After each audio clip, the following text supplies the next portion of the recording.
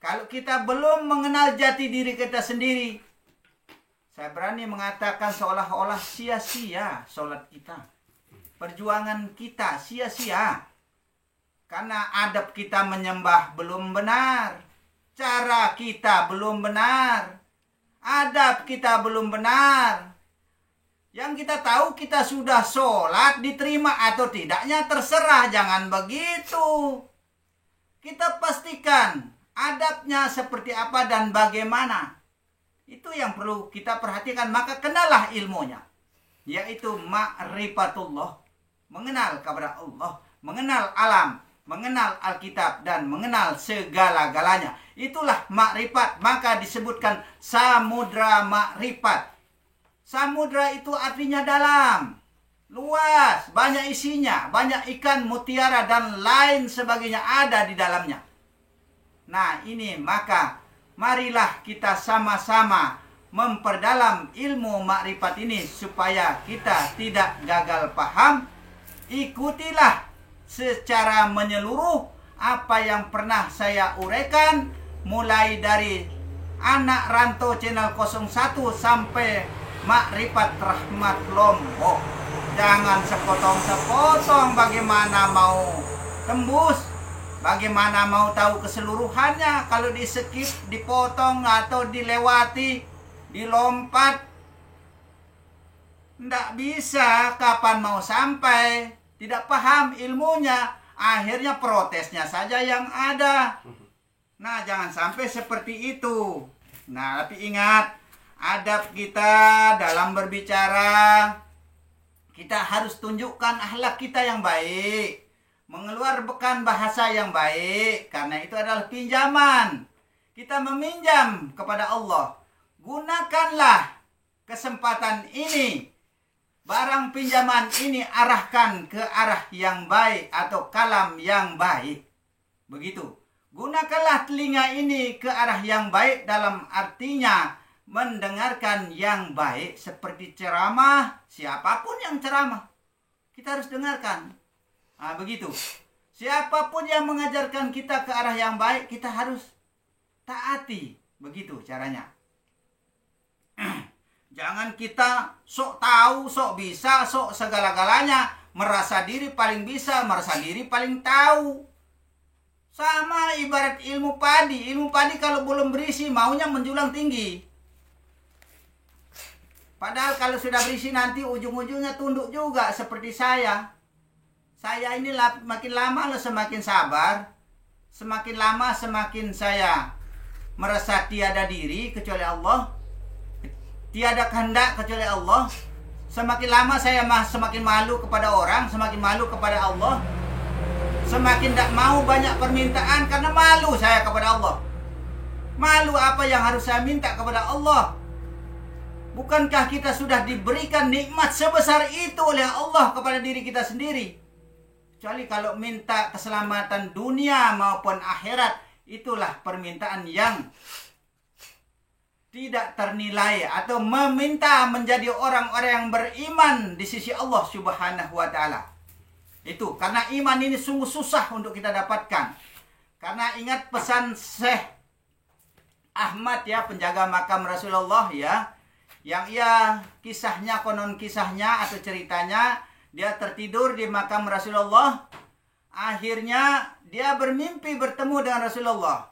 Rasulullah mengatakan, di dalam 60.000 umatku belum satu yang mati dalam keadaan beriman. Ini kata Rasulullah kepada penjaga makamnya.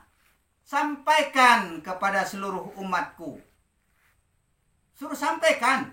Sampaikan kepada seluruh umatku. Kalau tidak salah saya sudah 3 kali mendapatkan surat itu. Nah, itu dari sebelum tahun 90-an. 3 kali saya dapatkan surat itu. Nah, tersentuh jiwa saya. Di dalam 60.000 umatku belum satu yang mati dalam keadaan beriman. Berarti orang yang bagaimana yang beriman itu? Kalau dipikir satu masjid, satu mukim 44 bisa ratusan orang. 100 orang. Berarti dalam satu masjid ini kalau dipikir belum ada 60.000. Berarti belum satu yang bagaimana isi yang dipilih oleh Allah ini. Yang dipilih orang beriman oleh Allah ini yang bagaimana? Orang yang tidak pernah lupa, tidak pernah luput kesehariannya. Hanya Allah, hanya Allah, hanya Allah, hanya Allah. Itu. Batinnya tapi bukan zahirnya. Ini perkataan batin, perkataan dalam. Maka harus kita bisa bedakan antara luar dan dalam. Begitu caranya. Kita ulang ya. Bahwa pada hakikatnya tidak ada seorang pun yang sanggup untuk mengenal Allah Subhanahu wa Ta'ala kecuali dengan Allah Subhanahu wa Ta'ala jua. Pendapat tersebut telah dilontarkan oleh hampir semua ulama. Oleh hampir semua ulama pendapat tersebut sudah dilontarkan. Nah, tapi kenapa kok ada salah satu saudara kita kok malah suruh saya ditindak oleh ulama? Padahal di sini ulama juga yang berpendapat di sini. Kok menyuruh ulama menindak saya? Saya heran ya. Saudara-saudara kita ini yang bagaimana yang dia mau. Begitu. Allah itu ya, jangan kita yang memvonis orang. Allah yang menentukan antara surga dan neraka. Karena Allah yang memiliki segala-galanya. Surga itu milik Allah. Neraka itu adalah milik Allah. Dosa milik Allah. Neraka, semua pahala milik Allah. Semua itu adalah kepunyaan Allah. Ilmu pun ilmunya Allah, bukan ilmu kita. Maka jangan kita sombong, merasa diri lebih berilmu, lebih tahu, lebih pintar, lebih dari segala-galanya. Berarti rasa sombong kita, rasa riak dan takabur kita masih ada.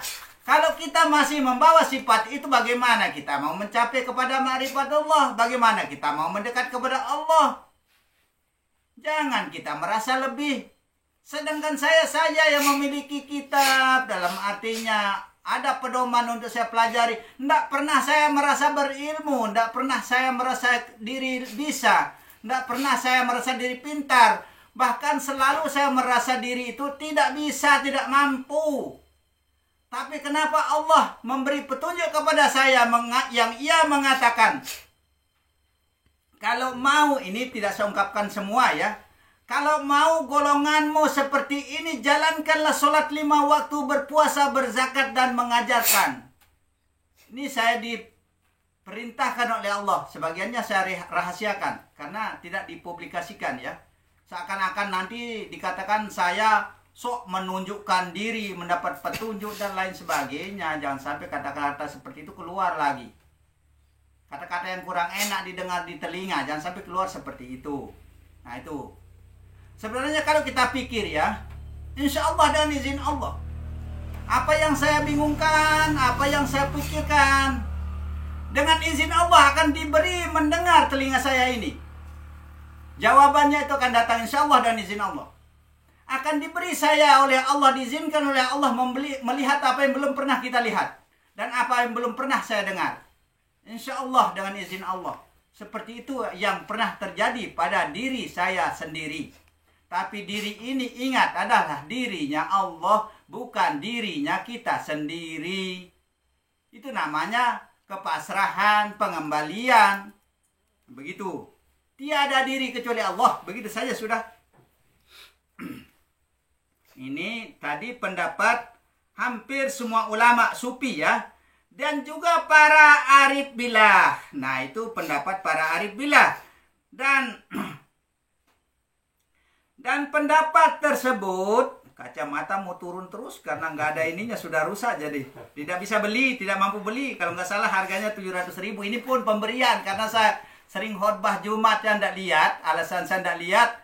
Akhirnya saya diberi, tapi sudah tidak ada ininya. Saya diberikan. Karena kasihan khotbah Jumat tidak lihat. Begitu. Apa tadi? Ulama sufi. Dan juga para arif billah. Dan pendapat tersebut telah disepakatnya ya. Atas rumusan tersebut dari kalangan ulama sufi mempunyai sedikitnya 3 alasan yang sangat kuat. Antara lain adalah ini alasan-alasan para ulama ya. kehadiran manusia di muka bumi pada awalnya yaitu Nabi Adam alaihissalam telah membawa pengetahuan tentang Allah Subhanahu wa Ta'ala, juga tentang segala macam adalah karena diajarkan oleh Allah Subhanahu wa Ta'ala sendiri kepada Nabi Adam alaihissalam, yang mana sebelumnya Nabi Adam tidak mengerti apa-apa berdasarkan firman Allah. Nah itu, ini pendapat ulama ya. Nah itu. Wa 'allama Adam al-asma'a kullaha. Artinya Allah Subhanahu wa Ta'ala ajarkan kepada Nabi Adam nama-nama semuanya. Nah itu. Maka ini terdapat di Quran surat Al-Baqarah ya. Tempatnya ya. Karena kemarin ada yang minta supaya bisa dicocokkan dengan Al-Quran. Maka kita terpaksa bukakan kitab. Lebih sempurna, lebih mudah. Nggak memikir saya jadinya kalau begitu.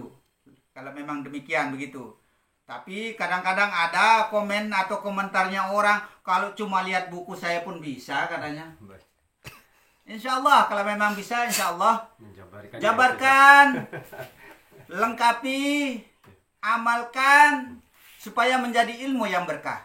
Supaya kita bisa dengar, bisa tahu apa yang ada pada diri siapapun belum tentu ada pada saya. Apa yang ada pada saya belum tentu ada sama sampean juga. Nah itulah kekurangan dan kelebihannya manusia. Maka dikatakan di atas langit masih ada langit. Nah itulah. Makanya kita serba salah ya. Kita begini ada saja katanya. Kita begitu ada saja. Tapi insya Allah kita sabar saja. Karena kesabaran itu adalah kekasih Allah sebenarnya. Nah, itu. Seorang anak yang telah lahir dari perut ibunya sama sekali tidak mengerti dan juga tahu apa-apa. Nah ini pendapat yang kedua. Sesuai dengan firman Allah Subhanahu wa Ta'ala ya. Wallahu akhrajakum min butuni ummahatikum la ta'lamuna syai'a. Nah ini Allah Subhanahu wa Ta'ala yang telah mengeluarkan kamu dari perut ibumu, sedangkan kamu tidak mengerti apa-apa. Quran surat An-Nahl ya ayat 78. Nah berarti kita ini tidak berdaya, tidak tahu apa-apa. Itulah ketidakmampuan manusia. Semenjak kecil tahu apa. Nah ini yang tidak kita sadari setelah kita besar. Karena kita disekolahkan merasa pintar, merasa dirinya yang memiliki ilmu. Ilmunya Allah bukan ilmu kita. Ini yang saya heran, ketawa saya ya kalau mendengar ya. Tertawa saya kalau mendengar. Mengaku ilmu sendiri. Pernahkah kita ciptakan ilmu? Tidak bisa dan tidak mampu kita. Ilmunya Allah begitu saja sudah. Tidak ada kepunyaan. Bagi kita itu adalah kepunyaan Allah. Adalah milik Allah. Apa yang ada di dalam diri kita, apa yang ada di luar diri kita, semua itu adalah milik Allah. Tiada milik kecuali Allah. Tiada kehendak kecuali Allah. La khawla wala itu benar-benar terapkan sudah di dalam diri. Begitu. Mengenai masalah adanya yang dinamakan watak atau bakat, intelijensia atau naluri dan lain-lain, nah itu adalah berdasarkan kalkiah atau ciptaan, bukan buatan dari manusia. Nah, makanya kita watak seseorang itu tidak mampu kita merubahnya. Tidak bisa kita merubahnya. Memang sudah bawaannya, sudah dari sononya. Kita mau rubah, nggak bisa. Kecuali dia akan merubah dirinya sendiri. Biar bagaimana cara kita memberikan pengajian, pengkajian, apakah kita ajarkan malah dilawan kita, dibantah kita. Kadang anak kita sendiri juga begitu. Kita marahi terus, dikira dibenci. Padahal orang tua itu selalu membina dan membimbing anaknya supaya lebih dari orang tuanya sendiri. Tapi kadang-kadang bandel ya. Nah sudah watak, bakat, intelijensia, naluri dan lain sebagainya itu semua itu adalah kembalikan saja kepada Allah sudah. Tiada kehendak sudah. Tapi kita harus memulainya ya. Maka dikatakan al-zahiru rabbi wal batinin nabi. Kita harus memulai sendiri. Kalau kita mau jadi orang sabar, kita yang sabarkan diri sendiri. Tapi sesungguhnya bukan kita yang mampu dan bisa bersabar kepada Allah. Allah yang menyabarkan dirinya sendiri. Tetap kembali kepada Allah supaya menjadi tauhid, menjadi satu di dalam kalimat tauhid. Begitu.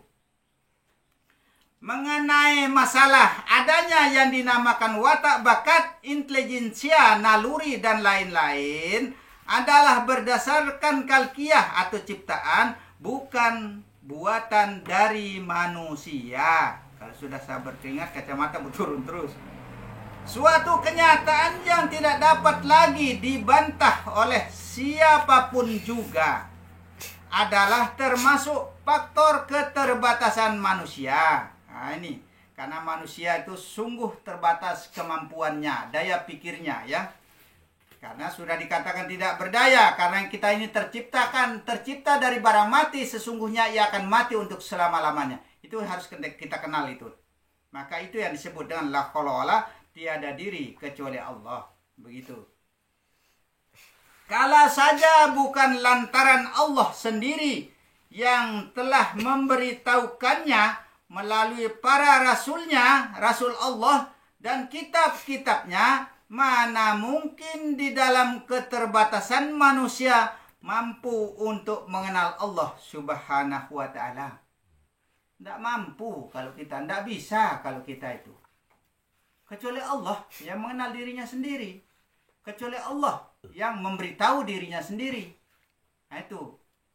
Maka ingat, yang ada di dalam diri ini adalah sifat. Sifat itu tidak berdaya. Quwwata ilah kecuali Allah. Kita harus ingat itu. Sedangkan para ulama ahlu zahir ya tidak sependapat dengan rumusan tersebut. Nah, kalau ulama syariat ini tidak sependapat. Nah, tapi para ulama semua, nah pendapatnya ini begini, pendapat itu begitu. Sama dengan kita dalam konten ini. Karena saking banyaknya orang pendapatnya begini, begitu, begini, begitu. Macam-macam pendapat. Nah, ini akan kita simpulkan. Menjadi satu, menjadi ahad, menjadi satu kumpulan, dalam artinya nanti kita akan bahas. Begitu saja. Mengenai ketidaktahuan manusia, banyak hadis Rasulullah SAW adalah sebuah hadis qudsi yang artinya semua kamu adalah sesat kecuali orang yang kuberi petunjuk. Nah, kita ini dibilang sesat kecuali orang yang diberi petunjuk. Siapa yang akan diberi petunjuk? Orang yang betul-betul, orang yang bersungguh-sungguh mempelajari ilmunya, orang yang mau mendekat kepada Allah, orang yang mau merapat kepada Allah. Nah itu, orang yang betul-betul yang bersungguh-sungguh di jalan kami, kata Allah, akan kami berikan semua petunjuk kami. Maka bukalah ilmu ini kalau memang kita masih bingung. Bukalah ilmu ini dengan ilmu mukasyafah yang bisa membuka rahasia Allah. Insya Allah dengan izin Allah. Saya dorong dengan doa. Insya Allah akan saya doakan. Bukan akan, sudah saya doakan semua supaya terbuka hijab atau dinding pemisah antara Allah dengan kita. Nah itu. Mengenai ketidaktahuan manusia. Sudah ini ya. Semua kamu adalah sesat kecuali orang yang kuberi petunjuk. Maka mintalah petunjuk kepadaku. Aku akan memberi petunjuk kepadamu. Hai hambaku, semua kamu lapar dahaga kecuali orang yang kuberi makan. Maka mintalah makan kepadaku. Aku akan beri makan kepadamu. Semua kamu telanjang bulat kecuali orang yang kuberi pakaian. Maka mintalah pakaian itu kepadaku. Maka jangan kita minta harta benda kepada jin, setan, nyai belorong. Kemana-mana kita minta harta benda. Ya memang kenyataan seperti itu ya. Mintalah kepada Allah. Hanya kepada Allah, dari Allah, untuk Allah, dan dengan Allah. Semua itu adalah ciptaan Allah. Masa kita minta kepada ciptaan? Kalau kita minta kepada ciptaan, otomatis akan kalau kita tidak yakini dia loh, tidak percaya sama dia, mana mungkin dia mau berikan kita. Berarti kita sudah menduakan Allah. Syirik kita. Jangan sampai seperti itu. Insya Allah, saudara-saudaraku, saya bukan menyinggung ya. Begitulah keadaan yang ada di dalam mempelajari ilmu ini. Hanya Allah, hanya Allah, hanya Allah. Itulah ada bagi orang yang ma'rifatullah. Begitu saja.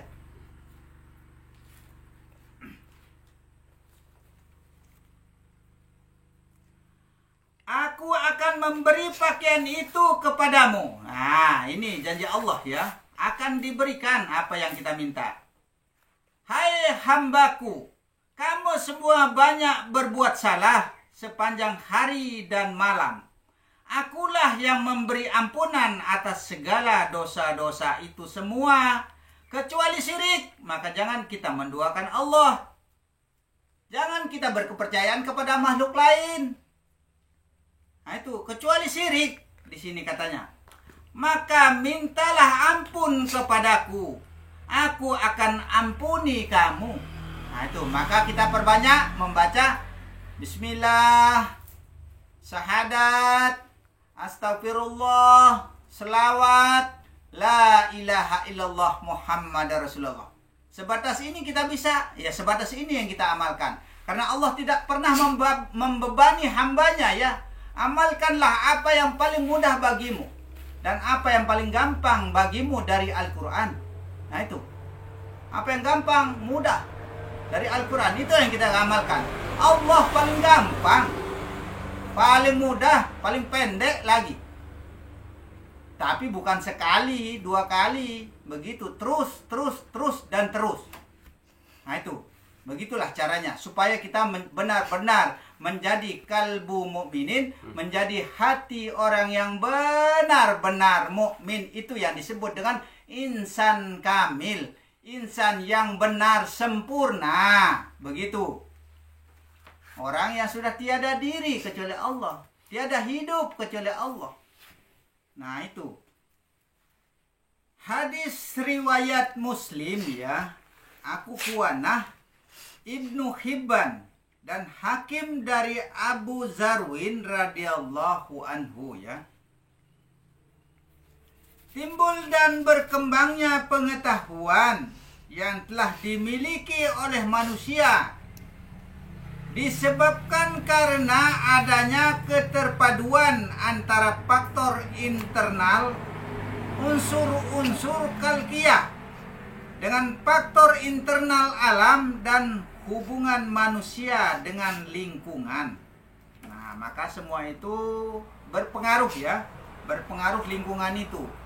Maka kalau kita bergaul dengan orang alim, kita ikut alim. Kalau kita bergaul dengan orang yang maling, kita jadi maling. Tapi jangan maling mencuri caranya loh. Itu kan lain sebutannya. Maling dan mencuri kan lain. Tapi tujuannya sama. Nah itu. Kalau bisa jangan ya. Kalau kita ambil hadis riwayat dari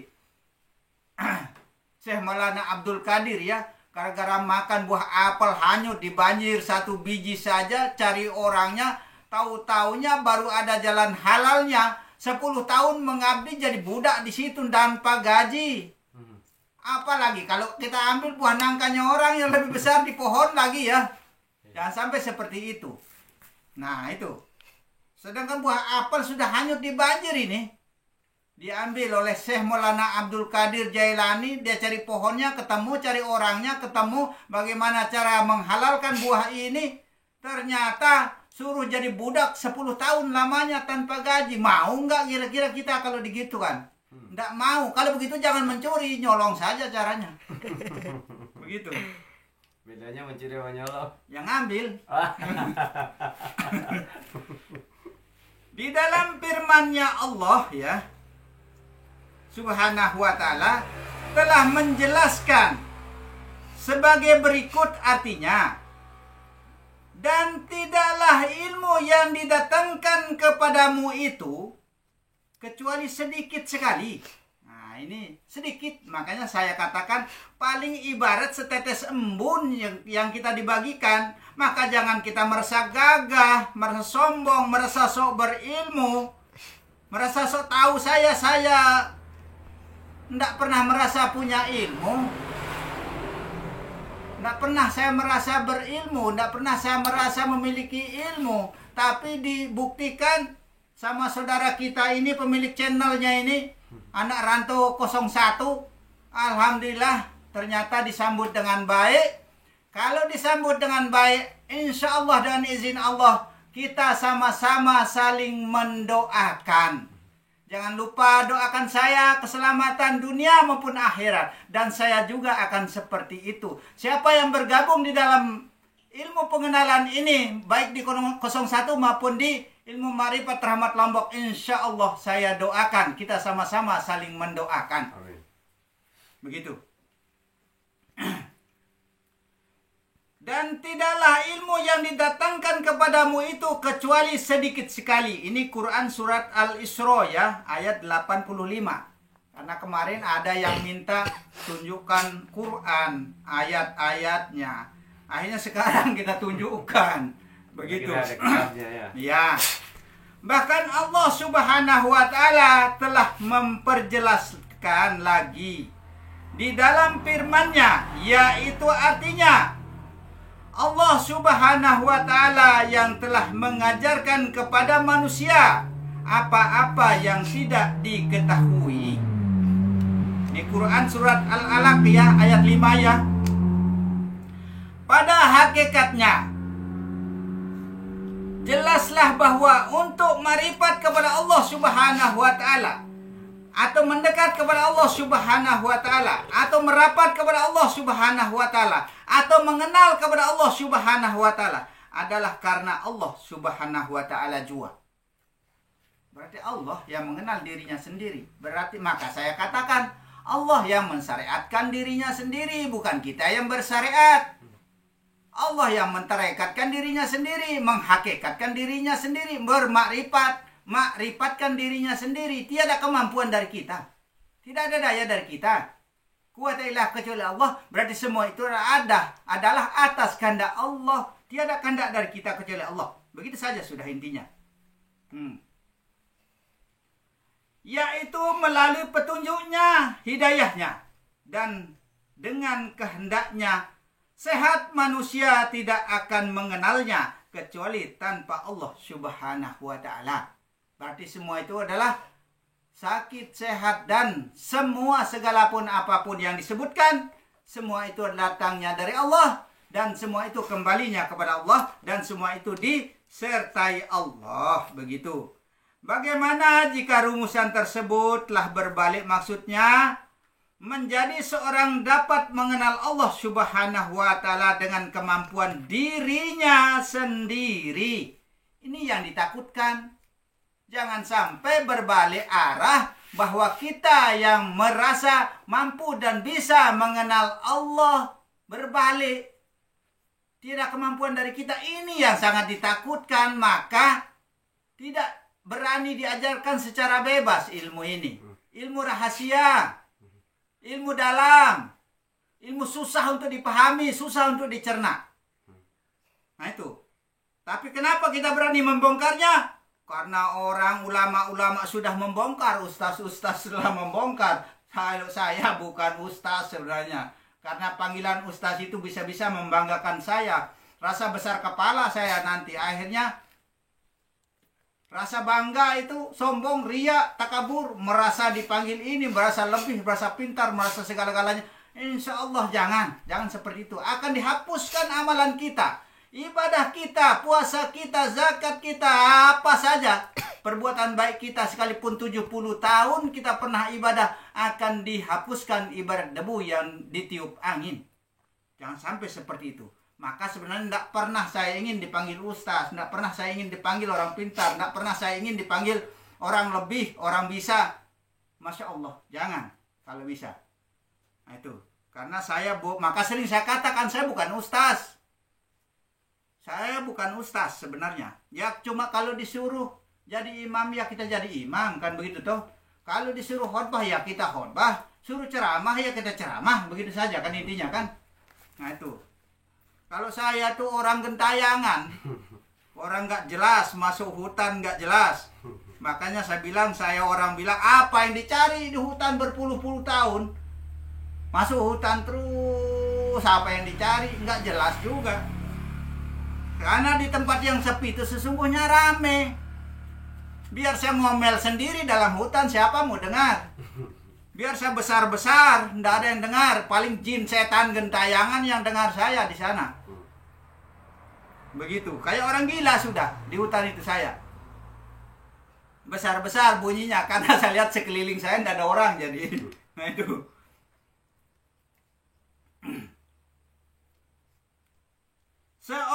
Seseorang dapat mengenal Allah Subhanahu wa Ta'ala dengan kemampuan dirinya sendiri dalam kata hakiki, maka bukanlah kalimat demikian itu terasa sangat ganjil sekali.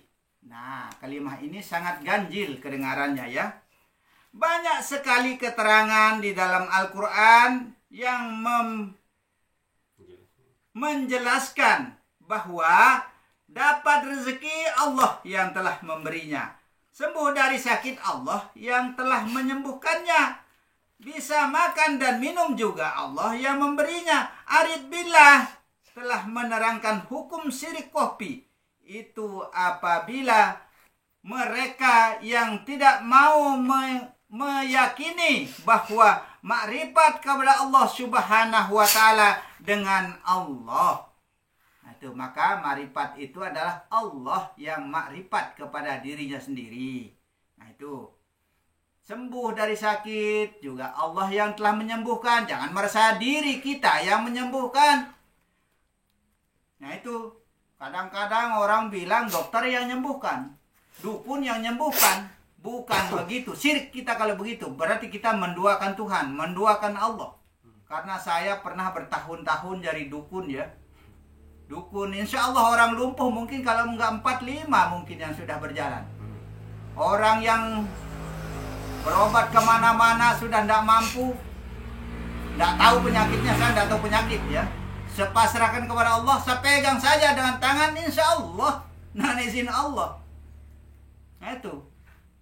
Sudah banyak yang tidak mampu disembuh-sembuhkan di kota, bos-bos yang apa istilahnya, bos konter apa tidak mampu disembuhkan, suami istri sakit-sakit padahal tidak sakit, dokter dibilang tidak ada penyakit.